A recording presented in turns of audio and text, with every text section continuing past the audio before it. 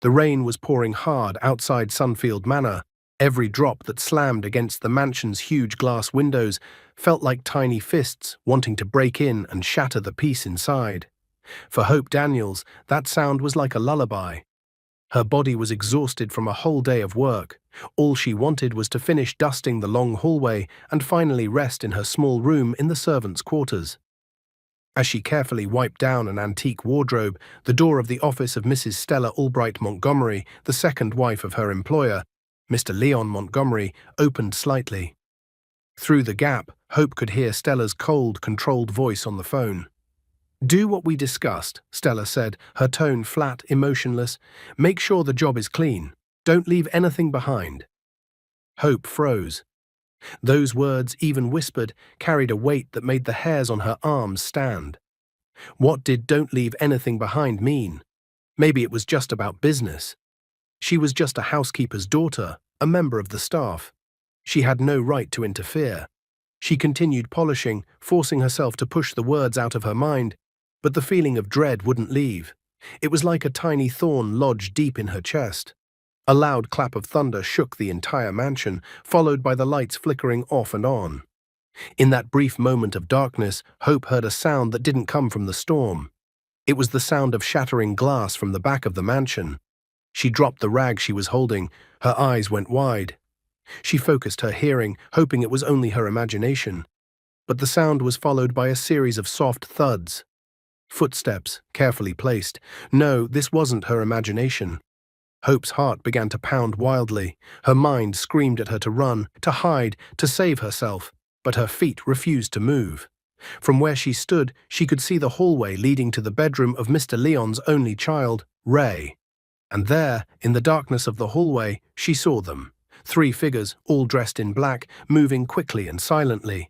In their hands, something glinted faintly in the thin light from the windows, guns with silencers. All of them were headed toward one destination, Ray's bedroom. In an instant, all the exhaustion in, Hope's body vanished, replaced by pure terror. But beneath that terror, something else began to rise, a strange kind of courage. A courage born from gratitude and affection for the kind young man who had always treated her like a sister. She couldn't just let this happen. Instead of running away, she ran toward the danger. Silently, using her knowledge of every corner of the mansion, she moved. She didn't know exactly what she was going to do or how she could possibly fight armed men, but she knew she had to. Find a way. She had to wake Ray. When she reached the doorway to his bedroom, she saw one of the men slowly turning the doorknob. Beside her, her eyes caught sight of a heavy porcelain vase sitting on a small table. Without hesitation, she grabbed it. Her arms shook under its weight, but she ignored the strain. Her mind was filled with a single burning determination. When the door opened and the first man stepped inside, Hope slipped in behind him like a shadow. She raised the vase with all her strength and smashed it down on his head without mercy. A loud thud echoed in the room, followed by the crash of his body hitting the floor. The other 2 men were stunned. That brief moment of shock was the opening Hope needed. "Ray, wake up," she shouted, grabbing the arm of the young man who jolted awake from sleep. What? Hope. "What's happening?" Ray asked, still dazed. There was no time to explain. "Just follow me." She pulled Ray off the bed and away from the armed men who were beginning to recover from their shock. They didn't use the main door. Instead, Hope shoved a large bookcase to the side, revealing a small dark passageway. It was a secret servant tunnel only the staff knew about. They slipped into the cramped darkness just as the guns went off in the bedroom. Hope screamed as the gunshots echoed behind them. She tightened her grip on Ray's hand and dragged him as they ran as fast as they could. They burst out into the open, into the pounding rain that seemed determined to wash away all the evil of that night. They hid behind the thick shrubs in the garden, soaking wet, shivering from the cold and from fear. From their hiding place, they could see the lights blazing inside the mansion. "Who are they? Thieves?" Ray asked, still gasping for breath.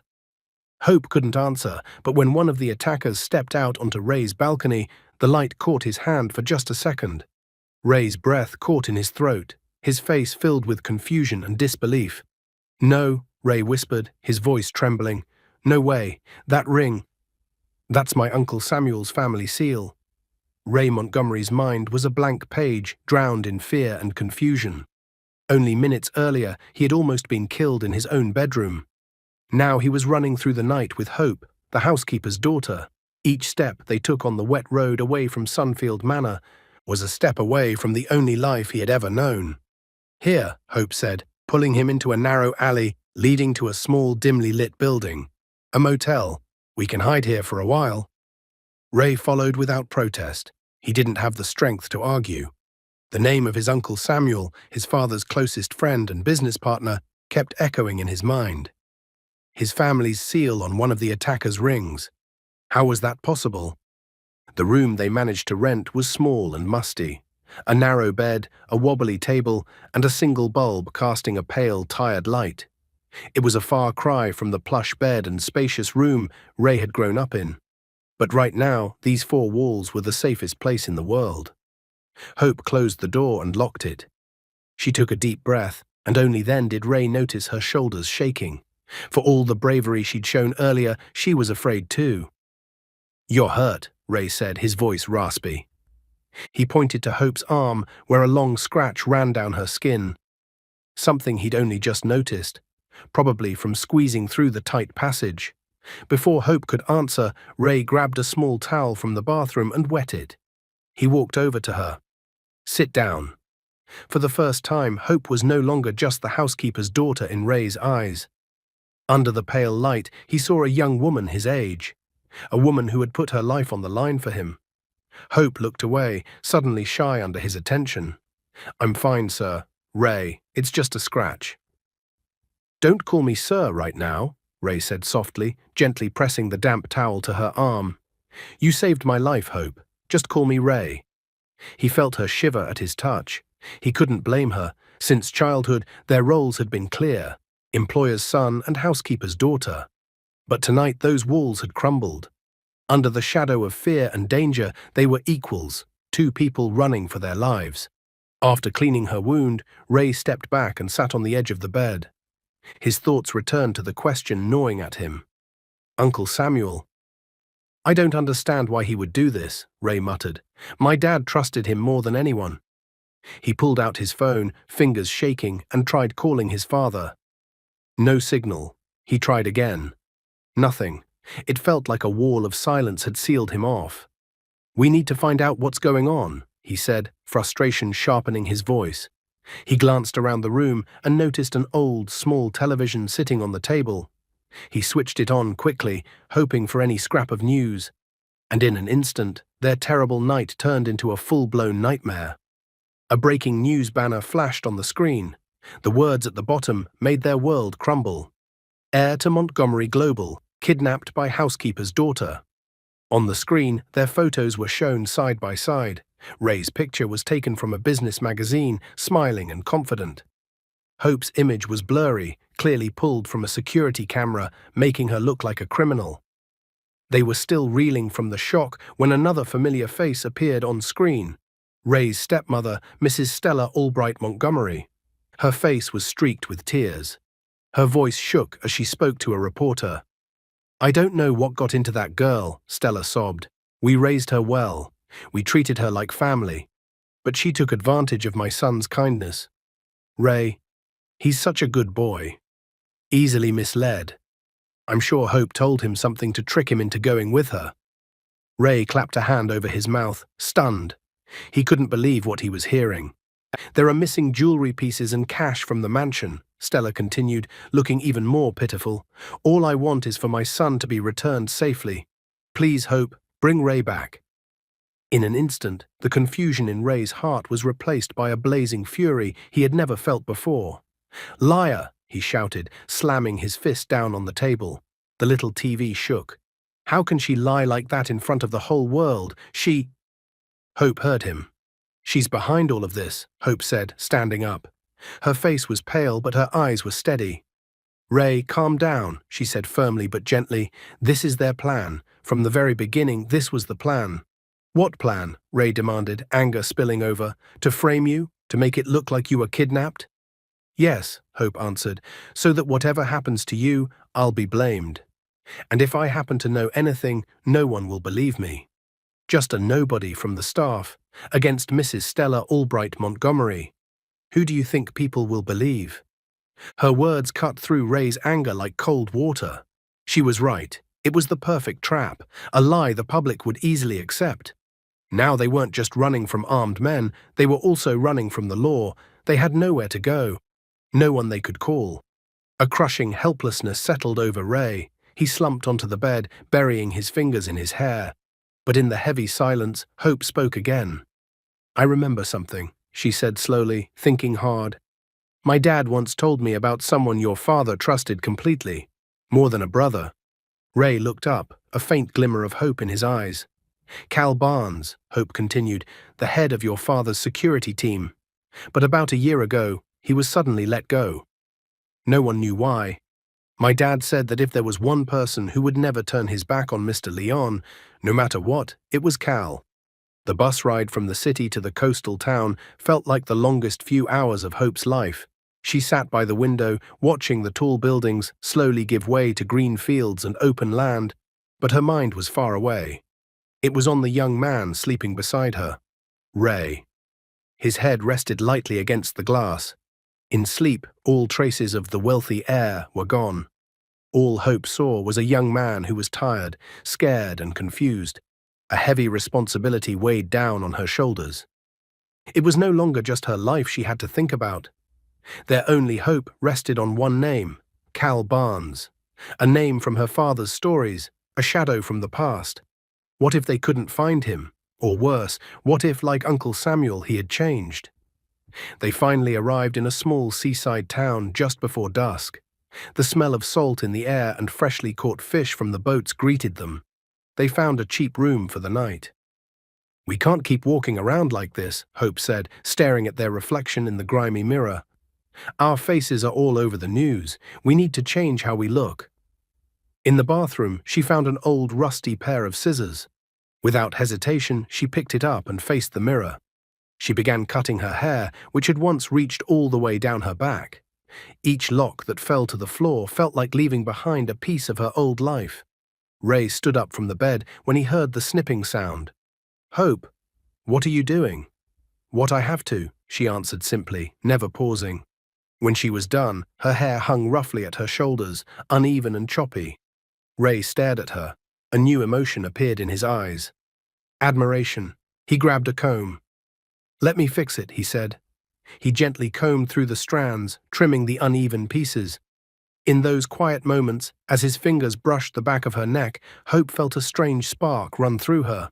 "Now it's your turn," she said, trying to hide the nervous flutter in her chest. She handed Ray a faded pair of jeans and an old t-shirt she'd bought from a thrift shop. "Seriously?" Ray complained, looking at the clothes like they were rags. "Would you rather be recognized immediately?" Hope shot back. Ray had no choice but to change. When he came out, Hope couldn't help but laugh. The young man who was always in designer clothes now looked like a dock worker. To her surprise, Ray laughed too, a real laugh. For the first time since their escape started, that sound felt like music in the middle of chaos. The next day, they needed money. Hope had no choice but to rely on the skills she'd learned growing up in the countryside. They went to the local market. Using the little money she had left, she bought a big tub of fresh fish from the fisherman. "What are we going to do with all that?" Ray asked, covering his nose from the smell. "We're going to sell it. We need to eat," Hope answered as she set up their spot. She moved with an easy confidence. Her voice was loud and lively as she called out to customers. Ray, on the other hand, looked like a fish out of water. He was lost. When Hope told him to give change, he fumbled with the coins. When he tried to lift a large fish, it slipped from his hands and hit the ground, earning chuckles from the seasoned vendors around them. Instead of getting annoyed, Hope felt a growing respect for him. She saw the effort in his eyes. The heir to a multi-billion-dollar corporation didn't complain as he scaled fish and cleaned them. She saw a Ray willing to walk away from all luxury just to survive. As they were packing up, Hope noticed a man watching them intently from the far end of the market. She felt his eyes on them. He wasn't just another customer. There was something off about the way he observed them. "Ray, we need to go," Hope whispered, tugging on his arm. It was too late. The man pulled out a phone, and moments later 2 large men appeared and started walking toward them. "Run!" Hope shouted. They dropped everything and sprinted away, squeezing through the narrow alleys of the market. The shouts, the smell of rotting vegetables, the frantic rush of their footsteps, all blurred together. Hope glanced back and saw their pursuers gaining on them. "Here!" Ray yelled, pulling her into an even narrower passage. But it was a dead end. A wall blocked their way. They pressed their backs against it, panting, as the shadows of the 3 men blocked their only escape. "There's nowhere left to run, kids," one of the men said with a smirk. Ray stepped back, putting Hope behind him. He was ready to fight, even knowing they had no chance. But before the men could reach them, a shadow dropped from the roof of a nearby building. A large, muscular figure landed between them and their pursuers. The man was tall, broad-shouldered, with a beard and eyes that had seen a lot. In a flash, he moved. A sharp elbow to a jaw, a kick to a knee, a punch to a stomach. Within seconds, the 3 men were sprawled unconscious on the ground. The stranger turned to them. His face was serious, emotionless. He looked Ray up and down, as if checking for injuries. Then his gaze shifted to Hope. A flicker of recognition passed through his eyes. Hope, still catching her breath, found the courage to ask, Who are you?" The man didn't answer right away. Instead, he bent down and picked up a wallet that had fallen from one of the unconscious men. He opened it and pulled out an ID. He showed it to them, security identification from a firm that was a direct rival to Montgomery Global. "They work for the competition," the man said, his voice deep and rough, as if unused to speaking. "They're not just random kidnappers, they're professionals." He tossed the wallet aside and faced them again. His eyes seemed to see every fear and hope they carried. "You've been followed for a while now. Good thing I got to them first," he added.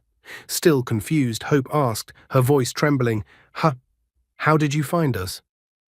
A small smile, barely there, sad but sincere, touched the man's lips. "Your father asked me to, Ray," he said, his gaze locking onto the young man. "Before any of this happened, he told me, find my son. Watch over him from a distance. Be the shadow he never sees." Ray's eyes widened. The pieces in his mind began to fall into place. The man, his voice. "I've been looking for you for a long time, kid," the stranger said, brushing dust from his shoulder. "I'm Cal Barnes, and it's time we talked." Cal took them to a small, hidden cabin in the middle of a coconut grove far from town. The air was fresh, and the only sounds were the chirping of crickets. They were finally safe. But for Ray, the sudden silence only made the questions in his head louder. Inside the cabin, Cal handed them glasses of water and a few pieces of bread.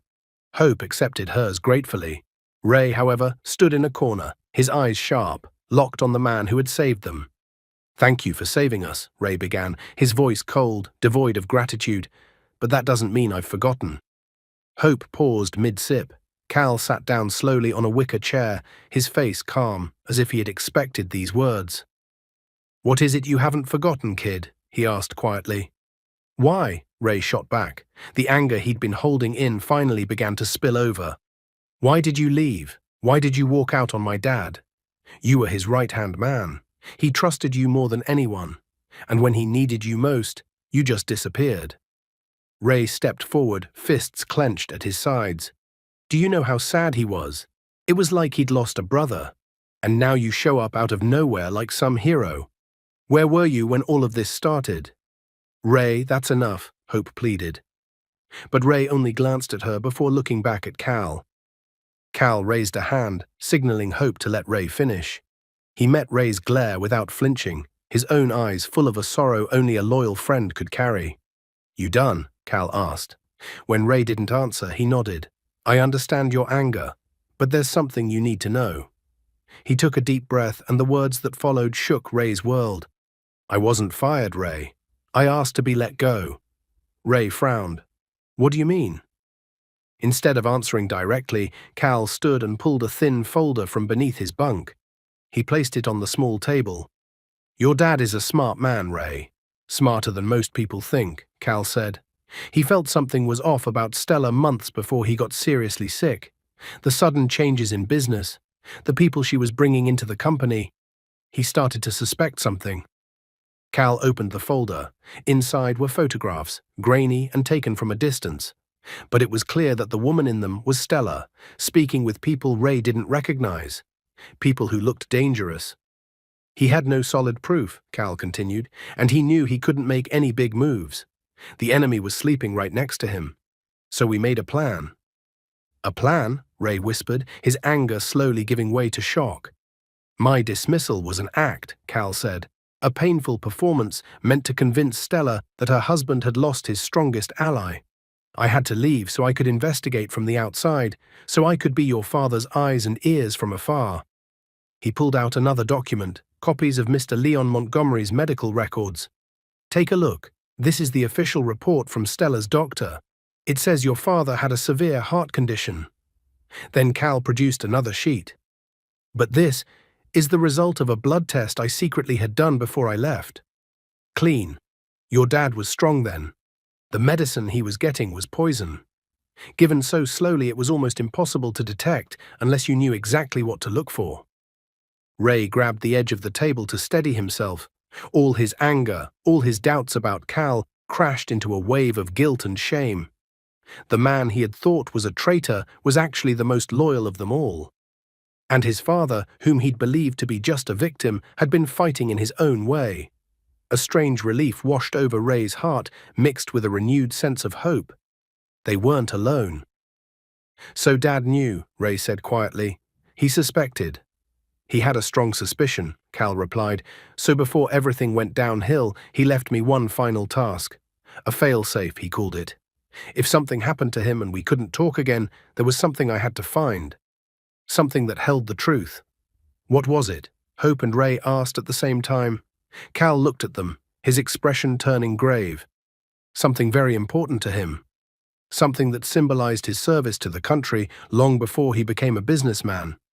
His old military medal. His medal, Ray murmured. He always kept it in his private vault at the mansion. Cal shook his head. He moved it. He knew that would be the first place Stella would search. He hid it somewhere she'd never think to look. Where? Ray asked, his voice full of newfound determination. Where is the medal, Cal? Cal met their eyes, and his answer sent a chill down their spines, even as it lit a fire in them. It's in the safest and most dangerous place you can imagine, he said, inside Stella's own office at Montgomery Tower. Montgomery Tower was a giant structure of glass and steel, reaching up to kiss the night sky. To Hope, it was enemy territory, and tonight she was going in. Wearing a catering staff uniform, a white shirt and black dress, she felt like a spy in a movie. But the pounding in her chest was very real. Every beat reminded her that this mission was not a game. Okay, listen up, Cal said through the small earpiece in their ears. They were inside a service van parked a few blocks from the building. The gala's in the grand ballroom on the 10th floor. That's your first entry point. Hope, you know what to do. Hope nodded, even though Cal couldn't see her. Yes, I'll use the service elevator my mum told me about. It's the one they use for VIP deliveries. Fewer guards there. Her knowledge of the hidden routes in the mansion and the company buildings, stories passed down from her mother's years of service, had now become their greatest weapon. Ray looked at her, eyes full of worry and admiration. Be careful, he said. You too, Hope replied. Carrying trays of champagne glasses, they moved with the flow of the other staff. The lobby of Montgomery Tower was blindingly grand. The floor was polished marble, and the chandelier in the center was as big as a car. They were surrounded by some of the wealthiest and most powerful people in the United States, all smiling and chatting as if there were no problems in the world. Their smiles are so fake, Ray muttered into his earpiece. Focus, Ray, Cal replied sharply. Don't do anything that draws attention. Easy to say. Hope felt like every eye was on them. Every security guard they passed seemed to scrutinize them from head to toe. As they walked along the edge of the ballroom, a guard suddenly blocked their way. Excuse me, where are you two going? He asked, his eyes suspicious. Hope's hands went cold. Was this it? Were they caught? Before she could answer, she felt Ray's arm slide around her waist. Gently but firmly, he pulled her closer. Sorry, sir, Ray said to the guard, voice soft and slightly slurred as if he'd had a bit to drink. My girlfriend and I just needed some air. It's so hot in there. Then he turned to Hope and whispered just loud enough for the guard to hear, "Don't be jealous, babe. Smiling at guests is just part of the job." Ray's breath was warm against her ear. His hand resting on her back sent a spark through her whole body. For a second she forgot it was all an act. Confusion flickered across the guard's face. He looked them over once more, and when he saw how natural they seemed, he nodded slightly and stepped aside. Hope exhaled in relief. When Ray let her go, she felt a strange pang of regret. "You're good at acting," she whispered into the earpiece. "I took theatre in high school," Ray whispered back, a hint of pride in his tone. "Both of you quiet," Cal scolded. "Stella's office is on the 35th floor. Hope, you go up first in the service elevator. Ray, follow 2 minutes later, don't go together." Hope followed the instructions, quietly heading toward the service area. The familiar smell of floor wax and the hum of industrial fans greeted her. This was her world, a far cry from the glittering ballroom. When she reached the 35th floor, the entire level was quiet and dim, lit only by security lights. Stella's office was at the end of the hallway, behind a large mahogany door. "I'm here," she whispered into the earpiece. "Wait for Ray, he's on his way," Cal replied. Moments later, Ray arrived, their shadows stretched long under the dim lights. Together, they turned the lock using a special tool Cal had given them. The door opened soundlessly. Stella's office was impressive, with floor-to-ceiling windows offering a panoramic view of the city skyline. But they weren't there to admire the view. "Where's the vault?" Hope asked. Ray pointed at a large painting of a woman on the wall. "Behind that." They carefully removed the painting, revealing a metal vault door with a digital keypad and fingerprint scanner. "Fingerprint scanner?" Hope said anxiously. "How are we supposed to open that?" Ray smiled faintly. "We don't need it. Dad knew I'm terrible with tech. He set up an override code. And the password? Something he always forgot. But Stella always remembered for him." Ray stepped up to the keypad and looked at Hope, silently asking for courage. She nodded. He entered the numbers 08-15, August 15th, his parents' wedding anniversary, his real mother's. A date Stella had tried to erase, but one Mr. Leon had secretly used as the key. A soft click sounded, and the vault door opened. Inside, among documents and a few pieces of jewelry, was a small old box. Ray opened it. There it was. The medal, gleaming faintly in the darkness. The answer to their questions. Their last hope. Ray picked it up. "We got it," he said, his voice full of triumph. Hope let out a breath she didn't realize she'd been holding. But the relief didn't last. As they stepped toward the door, they heard a sharp click. The office lights suddenly blazed on, blinding them. At the same time, the door swung open and a voice cut through the air, cold, calm, dripping with chilling triumph. "I knew you'd come." Standing in the doorway was Stella Albright Montgomery, wearing an elegant black gown. Behind her stood 2 massive bodyguards, and on her lips was a smile as sharp as a blade. Ray stood frozen like a statue doused in ice water. The sudden brightness was harsh on his eyes, but the smile on Stella's face hurt more. He had never seen that smile before. It was the smile of a hunter who had waited patiently for her prey to fall into her trap. "Surprise," Stella purred, her voice smooth as silk laced with poison. She walked into the office, her 2 bodyguards following like walls of stone. "I've been expecting you, though I admit you got here faster than I thought." Ray's mind raced, trying to understand how this had happened. How did she know? "We weren't just caught, Ray." Cal's voice came through the earpiece, heavy with frustration. "This is a trap. We walked right into it." "What do you want, Stella?" Ray demanded, forcing courage into his voice. He moved Hope behind him, the medal in his hand suddenly feeling unbearably heavy. Stella laughed, without joy. "What I want. I've been taking what I want piece by piece, Ray. The wealth, the power, and now the final piece. Your family's dignity." She moved to her desk and sat, like a queen on her throne. "Did you really think this was just about money? No, Ray, this is personal." She locked eyes with him, and for the first time Ray saw a fire burning beneath her icy exterior, a fire of long-held rage. "Do you know the name Albright?" Stella asked. Ray shook his head. "No." "Of course you don't," she said bitterly. "Your brilliant father made sure of that. The Albright family was one of those he crushed to build his empire. My father, John Albright, was his partner once, but Leon tricked him. He stole everything. Each word hit Ray like a punch to the gut. We lost our company, our home, our name, and my father. He couldn't bear the shame. He took his own life, Ray. He left us with nothing, Stella said, her voice starting to shake with suppressed emotion. So I changed my name. I clawed my way up. I did everything I had to just to get close to your family. When your mother died, I saw my chance. I swore over my father's grave that I would destroy the Montgomerys from the inside. Ray's world crumbled. The woman he'd called Aunt Stella, the woman who had cared for him after his mother died, was a snake waiting for the perfect moment to strike.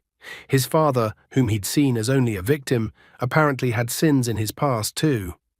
So now, Stella said, pointing at the medal in Ray's hand, thank you for getting that for me, and thank you for giving me the best evidence I could ask for. She gestured to a barely noticeable security camera in the corner of the ceiling. A video of the sole heir of Montgomery Global forcing his way into his stepmother's office, she said.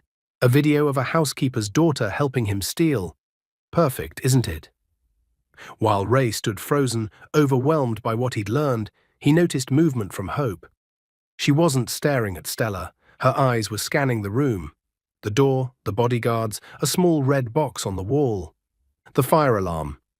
Ray saw the determination in Hope's eyes. Before he could react, she was already moving.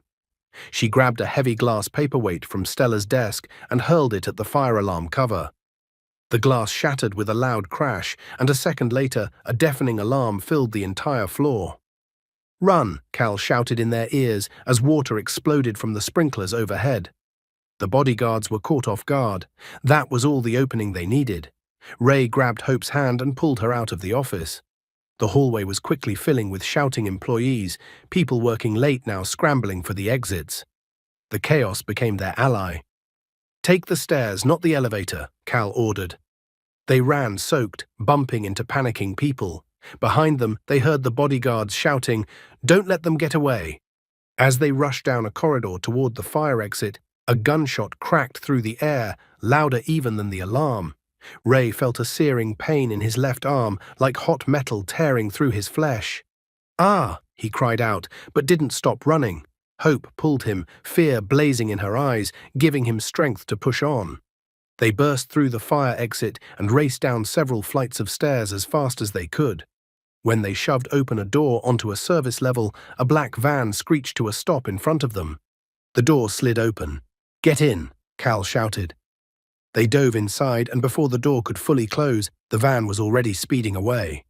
The tires squealed on the wet concrete. Inside, as they drove away from the glowing tower, Ray looked at his bleeding arm. Hope tore the hem of her uniform, turning it into a makeshift bandage. They were alive, but they had lost. Ray glanced back at Montgomery Tower, and a cold realization hit him. "We didn't escape," he whispered, bitterness in his voice. "She let us go. The video. She has it now. Not only did we fail, we handed her proof."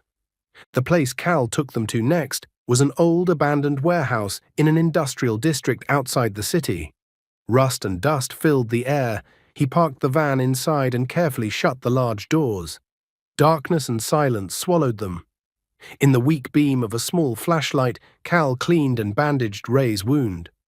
Hope sat quietly, watching them, her face a blank mask hiding a storm of emotion.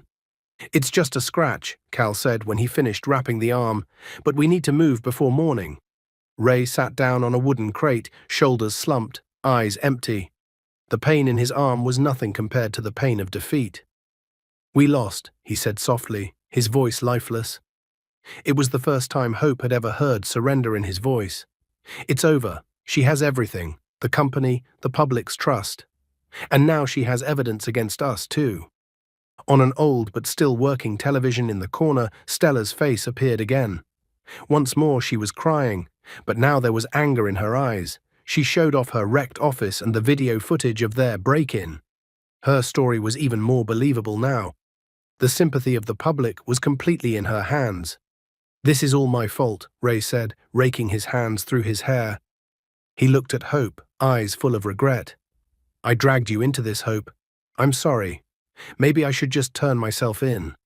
If I tell them you only did what I said, Maybe she'll let you go." Hope didn't answer right away. Instead of fear or anger, a strange calm settled over her. She knelt in front of Ray and took his cold hands in hers.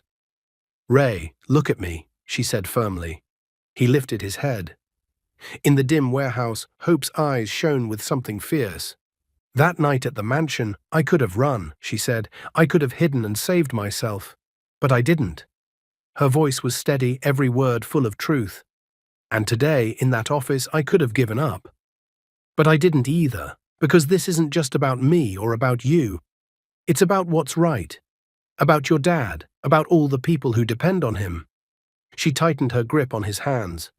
"We haven't lost. Not as long as we're alive. Not as long as we still have this." She pulled something from her pocket, the medal Ray had almost left behind in the chaos.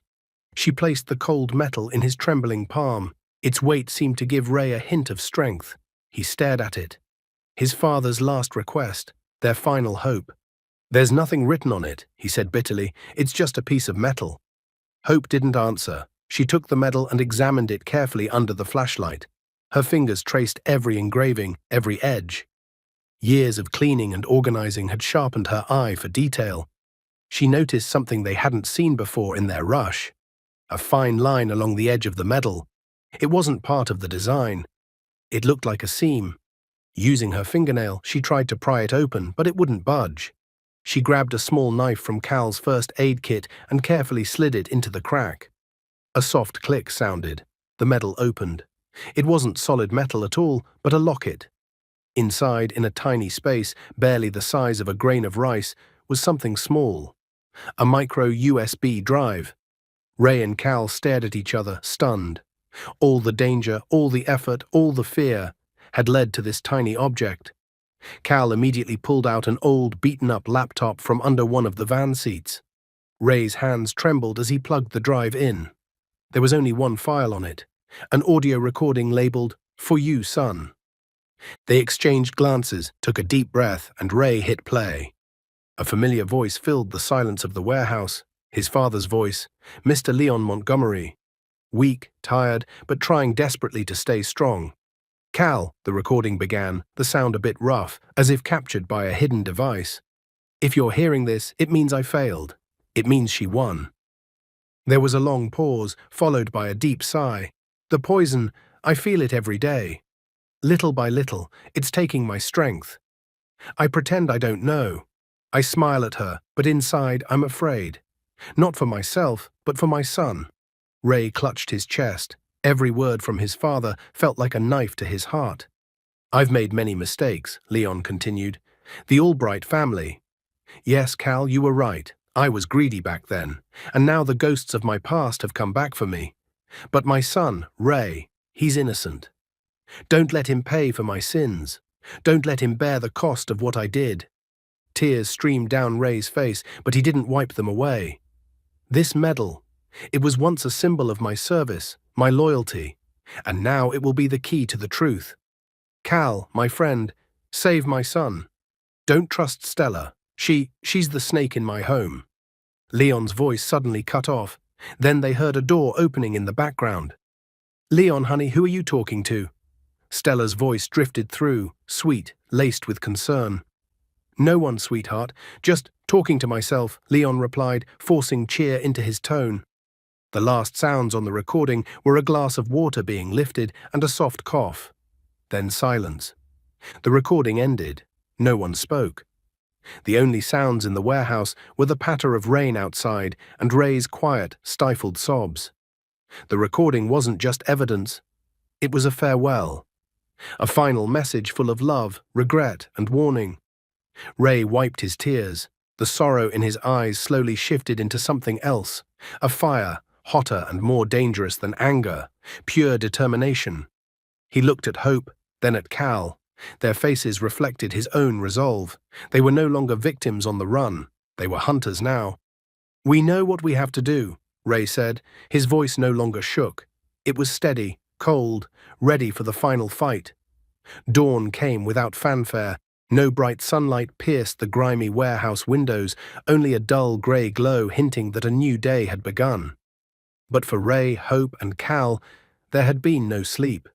The darkness had brought not rest, but time to plan.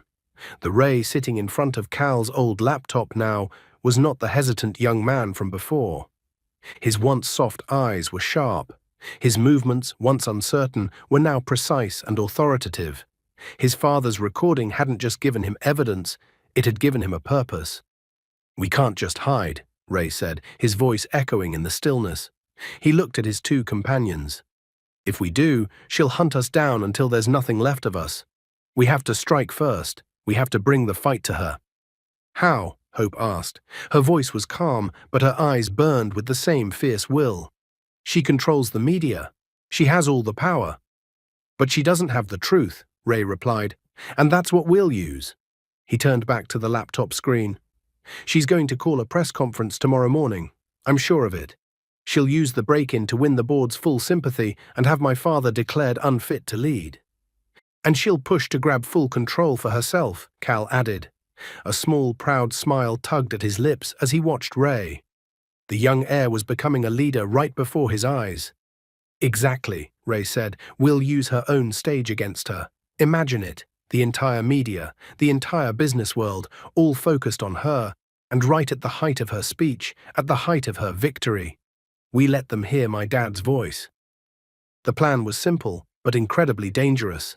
They needed to hijack the live broadcast of the press conference and play the audio recording for everyone to hear. "But how?" Hope asked. "Security at Montgomery Tower will be even tighter now." "We don't need to go inside," Cal said, typing on his phone. "There are ways. And there are still people who owe your father, Ray. People who are angry at Stella."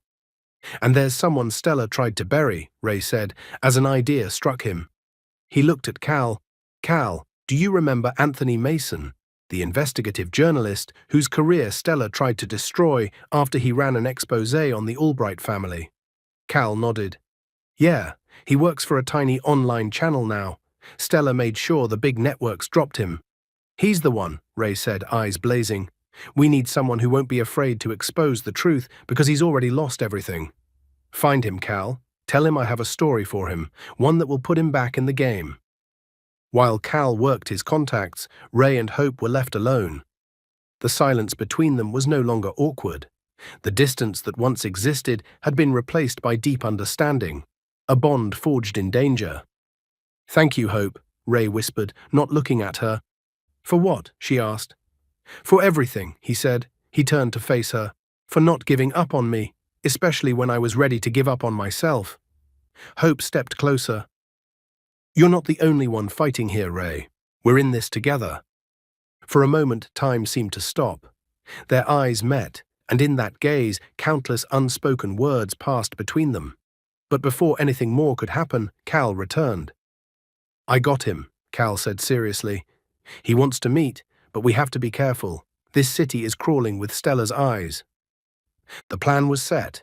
They would meet Anthony Mason in an abandoned church within the hour. There, they would give him a copy of the audio file and all of Cal's gathered intel. Anthony, with his hacking skills and media connections, would handle the broadcast. They had only one shot, no room for mistakes.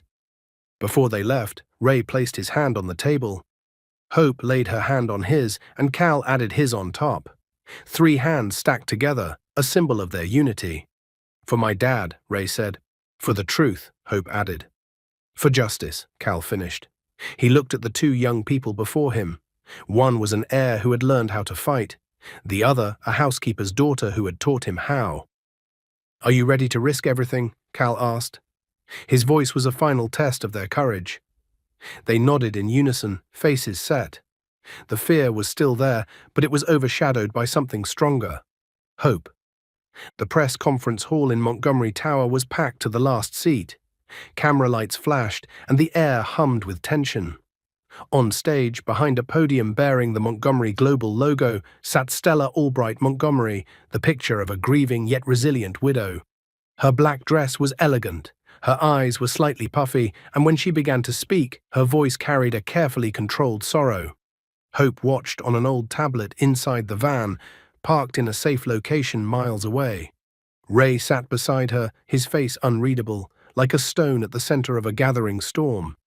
Cal was in the driver's seat, eyes flicking between the road and the screen. In the midst of this tragedy, Stella began, her voice amplified across all major news networks in the country. My greatest concern is for my husband's well-being and the stability of the company he built. She continued spinning her version of events, a perfectly woven tapestry of lies. She painted Hope as a manipulative young woman and Ray as a rebellious son who had lost his way. Every word was calculated to win sympathy, to secure control. "She's a great actress," Hope muttered, seething. "Just wait," Ray replied. His eyes never left the screen. "Every show has an ending."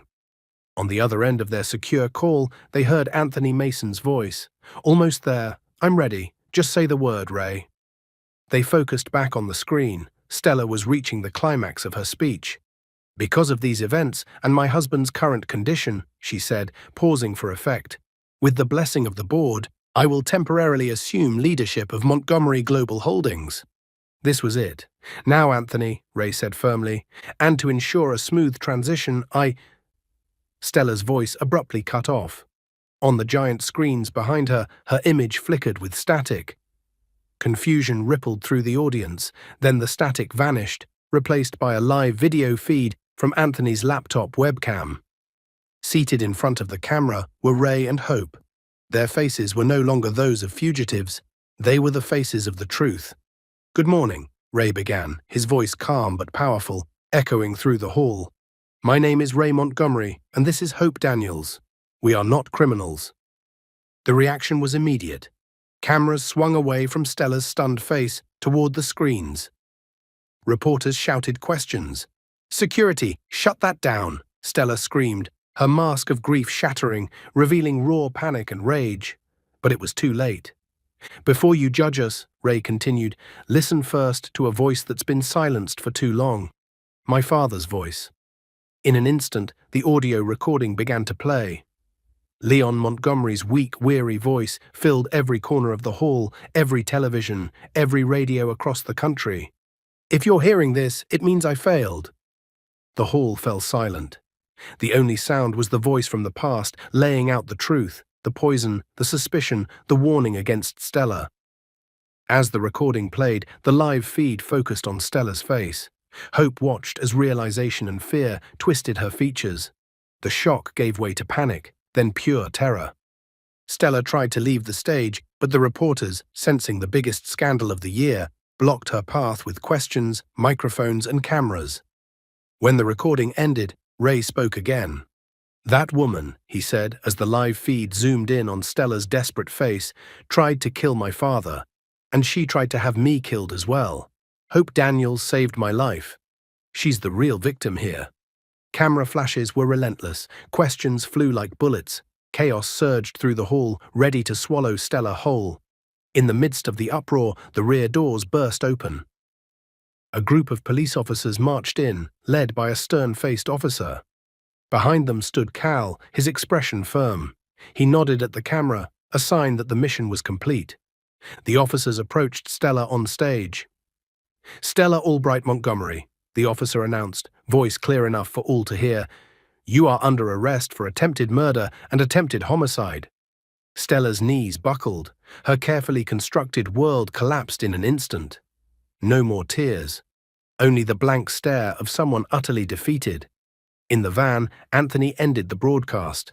Hope and Ray watched as the police escorted Stella out of the building. It was over. They had won. The tension that had held them for so long finally snapped. Hope slumped back in her seat, taking a deep, shuddering breath, as if she were only now allowed to breathe again. She turned to Ray, who was already looking at her. No words were needed. In that swirling mix of relief, exhaustion, and victory, Ray slowly reached for her hand and held it. Warm and firm. "It's over," he whispered. His voice carried an emotion Hope had never heard from him before. "Let's go home." Months passed. The noise of the scandal gradually faded, replaced by talk of change and rebuilding. Stella Albright and her accomplices, including Samuel, who testified against her in exchange for a lighter sentence, now faced the full weight of the law. Justice, though slow, was finally moving. In a private room at one of the best hospitals in the country, Mr. Leon Montgomery opened his eyes. The first face he saw was his son's, Ray, watching over him closely. Leon was thinner now, lines of exhaustion etched into his face, but his eyes were clear. The haze the poison once cast over him was gone. "Son," Leon rasped, his voice rough. "Dad," Ray replied, taking his father's hand. "Welcome back." They didn't need many words. In the firm press of their hands, everything was said. Regret, forgiveness, and the unshakable love between a father and son. Leon looked at Ray and didn't see the boy he had once tried so hard to protect. He saw a leader. "I'm proud of you," Leon said. Those words were enough. Ray threw himself into the work of rebuilding Montgomery Global. As acting CEO, his first move wasn't to chase new profits, but to find ways to make things right. He created a foundation under the company's name to support employees in need. A foundation he named after Hope's mother, in honor of her years of loyal service to the family. Hope, on the other hand, chose a simpler life. After all the chaos, all she wanted was peace. She returned to the small seaside town where she and Ray had once hidden. She helped local fishermen organize their cooperative, using her talent for planning and managing. Her dreams were no longer about escaping poverty. They were about helping people like her build better lives. One afternoon, as Hope walked along the shoreline watching the sunset, a familiar shadow appeared beside her. She wasn't surprised. Somehow, she had been expecting him. Ray stood there. No luxury car, no bodyguards, just a simple polo shirt and jeans. The wind off the ocean ruffled his hair. "The sunset is beautiful here," Ray said, breaking the silence. "Yeah," Hope replied, eyes still on the orange sky. "It's peaceful." "Hope," Ray said. This time she turned to face him. He looked straight into her eyes, and all the authority of a CEO melted away. Standing in front of her wasn't just the man she had saved or the heir to a powerful company. It was the man whose life had become intertwined with hers. "I tried going back to my old life," he admitted. "The parties, the meetings, the luxury. But it's different now. Something's missing. Or maybe I should say, someone." He stepped closer. "In the darkest moments of my life, you were my light," Ray said. "You showed me how to fight, what real courage looks like, and I realized, I don't want to face any future light without you." He took her hands in his. These were the same hands that had once scrubbed the floors of his family's mansion, the same hands that had held on to him in the dark. "I can't promise you a life without storms or problems," Ray said, his voice thick with sincerity. "But I can promise you a life where we face every problem together. I can promise you all the love and respect I have to give." Tears filled Hope's eyes, but they were no longer tears of fear or sorrow. They were tears of joy. "Hope Daniels," Ray said softly, "will you write the next chapters of our lives with me?" She didn't have to answer in words. The smile on her lips was enough. Under the setting sun, in front of the calm sea, Ray gently leaned in and kissed her. It was not a rushed kiss, not driven by desire, but by promise, by hope, and a love forged in fire and strengthened by time. The darkness had ended. For them, the light was only beginning, and that is where the story of Hope and Ray ends. For now. A story that proves true strength is not measured by wealth or power, but by the resilience of the heart and the courage to stand for the truth. The most important lesson of this story is this: no matter how dark life's trials may be, love and courage are like light that can pierce any kind of evil. And the truth, no matter how long it is buried, will always find a way to win in the end.